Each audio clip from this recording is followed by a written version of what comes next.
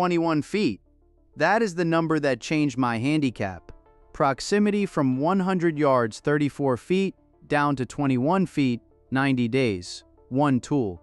A $500 home simulator setup, no lessons, no range sessions, no course time.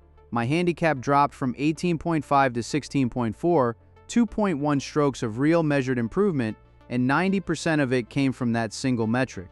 If you watched the video I published last week, I promised I would reveal the single metric that predicted 80% of that improvement. This is that video, and the tool that trained it is probably already within your budget. 90 days, 38 sessions, 28 hours of deliberate practice. Here is exactly what I did, what failed, and why the golf course alone could never have moved this number. Let me define the metric precisely, because almost no senior golfer tracks it, and that is the first reason it works. Proximity from 100 yards is the average distance from the pin after your approach shot, specifically when that approach starts from around 100 yards out. Research from Mark Broady's strokes gain framework shows this single number follows a near-perfect gradient with skill. A 30 handicap averages around 50 feet. A 15 handicap averages 35. A scratch golfer averages 22. A tour professional averages 15. Most senior golfers track driver distance. They track fairways hit. They track putts per round. Almost none of them track proximity from 100 yards. And the ones who don't are the ones whose handicaps plateau. For a golfer between 14 and 18 handicap, which is roughly 60% of the recreational golf population, proximity from 100 yards predicts 35% of the strokes gained variation against the field. 35% from one metric. That is more than driving, more than putting, more than any other single isolated variable a recreational golfer could focus on. So the question that mattered was not whether the metric was real. The research is settled. The question was, can a senior golfer practicing at home on a modest setup move this number measurably, and does that movement transfer to real on-course scoring? So I committed to 90 days of isolated testing. The setup was deliberately modest. The total cost was under $500. A portable launch monitor capable of measuring carry distance and ball speed. A 10 by 5 foot hitting mat with a firm surface. An impact net rated for full speed iron and wedge shots. Nothing more. Launch monitor $299. Hitting mat $149. Impact net $52. Total investment $500. No full simulator software, no projector, no impact screen with graphics. That level of setup cost $2,000 to $4,000 and was not necessary for this test. The only functional requirement was this. The setup had to measure, reliably, the simulated proximity from 100 yards for every shot, and it had to do it in under 2 seconds per swing. Because 90 days of data only works if you can accumulate enough shots. My practice ball was the same across all sessions. My wedge was the same. My mat surface was the same. The only variable that moved deliberately was the drill I used each week. Before I touched a single ball in this experiment, I established the baseline. Week 0, 50 calibration shots from a simulated 100-yard distance. Average proximity, 34 feet. Greens in regulation from that distance, 28%. Now let me show you why these numbers cannot be meaningfully improved on a golf course and why the simulator is the only tool that can move them. Here is the critical insight that separates this video from every other home simulator video on YouTube. In a normal round of golf, how many times do you hit an approach shot from between 95 and 105 yards? Be honest. The average recreational senior golfer hits between 3 and 5 shots from that range in a full 18-hole round. 5 shots. Out of a typical 90 total shot round, that is not enough repetition to build neuromuscular consistency. Skill acquisition research consistently shows that consolidating a specific shot pattern requires between 3 and 500 focused repetitions within a 90-day window. At 5 shots per round, reaching that volume on the course alone would take 75 to 100 rounds. No senior golfer plays that much. A 45-minute simulator session produces 40 focused 100-yard shots with instant distance and direction feedback. That is 8 rounds of course-based repetition in one session. In your basement, without weather, without transit, without the mental fatigue of playing live holes. 3 simulator sessions per week, 13 weeks. That is 1,500 focus repetitions, all from the exact same target distance, all with immediate measurable feedback. That is the volume the research demands, and it is the volume the course alone will never give you. This is not an argument against playing golf. Playing is where you test what you trained, but training the specific skill that predicts 35% of your scoring outcome cannot happen efficiently on the course. It has to happen in a controlled environment, with enough repetitions, with enough feedback. That is what the $500 home simulator is for. Not for fun, not for simulating dream courses. For one job, accumulating enough focused repetitions from 100 yards that the neuromuscular pattern actually consolidates. 90 days, 3 sessions per week, 1 metric. Here is exactly how it played out, including the 6-week plateau that almost made me abandon the whole experiment. Weeks 1 through 6. The first week was setup and calibration. I spent 2 sessions just confirming the launch monitor's accuracy against a known reference. The reading variance was under 3 feet across 50 test shots. Acceptable precision for 90 days of tracking. Week 1 drill. The conventional approach, 40 balls, varying targets, just like a driving range session but indoors. Full range of clubs, different distances each shot. The setup that 90% of amateur golfers use whenever they practice. End of week 2, 50 target shots from 100 yards. Average proximity 33 feet, 1 foot better than baseline. Statistically noise week 3. I changed the drill, same 40 shots but now all from exactly 100 yards. Focus volume on the target distance, this is what conventional wisdom says should work. Weeks 3 and 4, focus volume at the target distance, 100 yards exactly, 40 repetitions per session, 3 sessions per week, 240 reps total over 2 weeks. This is the method that every YouTube golf channel recommends. Focus distance, high volume, consistent target, in theory it should work. End of week 4, average proximity 31 feet, 3 feet better than baseline. After 240 focus repetitions, weeks 5 and 6, same drill, same volume, same target, the number stopped moving. Week 5 average 31 feet, week 6 30 feet. The conventional drill had produced a 4-foot improvement in 6 weeks and then had stalled completely. Here's the chart. 6 weeks of data, 2 weeks of real improvement, 4 weeks of plateau. Conventional drills had failed, not partially, completely, and I was 6 weeks into a 90-day experiment with nothing to show for it. Most creators who attempt a 90-day experiment quit at this point. Or more commonly, they edit the video to hide the plateau and pretend the drill works smoothly. I did not do that. Instead, I sat down and read.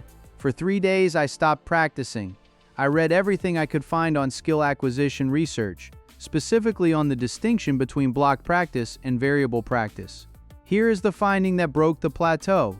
It comes from motor learning research, a distinction between 2 types of practice that most amateur golfers do not know exists. Blocked practice, the same shot repeated in controlled conditions.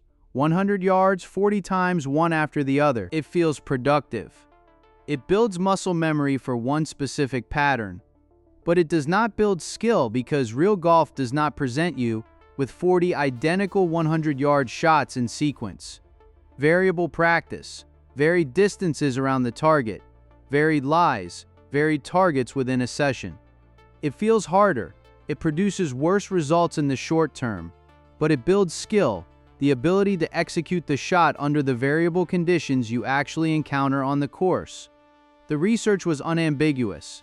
For skill transfer to real performance, variable practice produces 2 to 3 times the improvement of blocked practice, even though it feels slower and more frustrating in the moment. The conventional drill I had been doing for 6 weeks was blocked practice in its purest form, and the research predicted almost exactly that it would plateau around week 4. It had, right on schedule. On day 21 of week 7, I redesigned the drill from scratch. And for the first time in the experiment, I felt I was actually training the metric, not just hitting it. The redesigned drill, 3 distances, 90 yards, 100 yards, 110 yards. 4 imaginary pin positions, center, back right, front left, short center, 12 combinations, randomized sequence, 40 shots total, same volume, completely different structure. After every shot, the launch monitor displayed the simulated proximity, but I did not pause to analyze. I immediately set up the next shot at a different distance, at a different target. Variable practice at its most deliberate. Week 7 average, 28 feet. A 2-foot improvement in 5 sessions after 4 weeks of zero progress. The plateau had broken, and the explanation was not in the clubs, not in the swing, not in the equipment, it was in the structure of practice. The simulator had been working all along. The practice structure had not. That is the critical distinction. Most senior golfers who buy a home simulator and see no improvement blame the tool. The tool is almost never the problem. The structure of what they do with the tool, that is the problem. Week 7, the breakthrough began, and the next 6 weeks of data would be nothing like the first 6. Week 8, 12 sessions completed with the variable drill. The rhythm of practice had changed. Every swing felt more like an actual approach shot and less like a repetition. Week 8 average, 26 feet. Week 9, 24 feet. In 15 days of variable practice, I had gained more improvement than in the entire first 6 weeks combined. Weeks 9 through 10. The improvement curve was not linear, it was compounding. Once the skills started transferring, each subsequent session amplified the previous one. Here is what the data showed at week 10. 38% of my simulated approach shots from 100 yards were landing on a 10-yard diameter circle around the pin. At baseline, that number had been 8%. Greens in regulation from 100 yards, the operational version of proximity, had moved from 28% at baseline to 47% at week 10. A 19-point gain, that is not a minor improvement. That is a category change in performance. At week 11, I tested the transfer on the course, 3 real rounds of golf. Same courses I had played before the experiment, tracking the same approach shot metric I had tracked in the simulator. On course proximity from 100 yards across those 3 rounds, 24 feet. On course greens in regulation from that range, 45%. The transfer from simulator to course was almost 1-to-1. The research had predicted that too. Variable practice transfers, blocked practice does not. The handicap calculation required another 3 rounds to register the drop. But by week 12, it had moved from 18.5 to 16.4, 2.1 strokes of verified improvement from 90 days in a basement. The simulator plus the right drill structure produced real, measurable, transferable improvement. No other factor was changed, no lessons, no new clubs, no swing modifications. Just the right tool used with the right method. But here's the part of this video that separates it from every other home simulator review. The simulator is not a magic tool, and during these 90 days, I also wasted significant time on drills that produce nothing. You need to hear about those too, because they are the drills almost every beginner assumes should work. Failure number 1, driver power sessions. Between weeks 3 and 7, I added 2 driver-focused sessions per week, full swings, speed training, trying to add carry distance, 9 sessions total over 4 weeks. The measurable impact on my handicap was exactly 0. The reason was not that the driver work was poorly executed, it was that driver distance, for a senior golfer in the 15 to 20 handicap range, predicts less than 8% of scoring outcome. Compare that to 35% from proximity. I was investing time in a lever that physics does not favor. Failure number 2, putting practice on the simulator mat. I tried incorporating 2 putting sessions per week using a separate small putting mat. 5 weeks of that routine produced no measurable change in my on-course putting performance. The reason again was not effort, it was the tool. A flat indoor putting mat does not replicate the 3 variables that actually determine on-course putting skill: green speed variance, grain direction, and slope reading. The skill being trained in the basement did not transfer. For putting, you need a real green. The simulator is the wrong tool. So here's the nuanced conclusion on what the simulator is good for and what it is not. For approach shots and wedge play, it is the best volume-efficient training tool under $500. For full swing driver work, it is marginal. For putting, it is essentially useless. The simulator is, for a senior golfer, essentially a wedge and short iron training device. That is what it does exceptionally well. Treat it as such. Do not expect it to replace lessons, replace putting practice, or replace on-course experience. It is a scalpel, not a toolkit. Now let me give you the complete data. 90 days, 3 metrics, 1 honest verdict. 90 days, 38 simulator sessions, 1,520 focused approach shots, 3 on-course validation rounds. Here is what the data showed. Handicap 18.5 to 16.4, proximity from 100 yards, 34 feet to 21 feet, greens in regulation from that distance 28% to 47%. Strokes gained on approach shots plus 1.7 per round versus baseline, 2.1 strokes of measurable handicap improvement. From the simulator alone, before I ever applied the course management framework I tested in the previous video, the return on investment calculation is simple. $500 of equipment, 2.1 strokes of handicap improvement, $238 per stroke saved. For comparison, the average amateur pays between $400 and $700 per stroke reduction through traditional lessons. The average senior who buys new irons to try to improve pays between $800 and $1,200 per stroke if they improve at all. A $238 per stroke cost is one of the best returns available in the entire recreational golf improvement ecosystem. The verdict on the $500 home simulator for a senior golfer: yes, it works. Under 3 conditions. Condition 1, use it for wedges and short irons only, not for driver, not for putting. It is a wedge trainer, accept that. Condition 2, practice variable, not blocked. 3 distances, 4 targets, random sequence, 40 shots per session, 3 sessions per week. Anything less structured will produce the same 6-week plateau I hit. Condition 3, commit to at least 90 days. Research on motor skill acquisition is clear. Meaningful consolidation of a new movement pattern requires between 30 and 90 days of deliberate practice. Shorter than that and the result does not stick. Longer than 90 and the returns diminish. 90 days is the precise target. If you can commit to those 3 conditions, a $500 home simulator will return more strokes per dollar than any other investment in recreational golf, period. I'm going to leave you with one more thing, because if you're going to attempt this, you deserve the exact drill sheet I used, the one that broke my plateau in week 7. Next Tuesday, we publish the single drill card I used for week 7 through 12. It fits on 1 page. It has every distance, every target, every session breakdown, and it is free. 1 page, every drill, every progression, available free in the description of next Tuesday's video. If you want that resource to reach you the moment it publishes, stay with me for the last 45 seconds. 90 days, 38 sessions, 28 hours of deliberate practice, 1 tool, 1 metric, 2.1 strokes of verified on-course improvement. If you take nothing else from this video, take these 3 things. 1. On your next 3 rounds, track your proximity from 100 yards. Just that 1 metric. Write it on your scorecard. Most senior golfers have never measured this. You will not believe how bad your baseline actually is, and that is the motivation to start working. 2. If you already have a simulator or any form of home practice setup, replace block practice with variable practice this week. 3 distances, 4 targets. Random sequence, that single change without adding a minute of practice time, will outperform any drill you have done before. 3.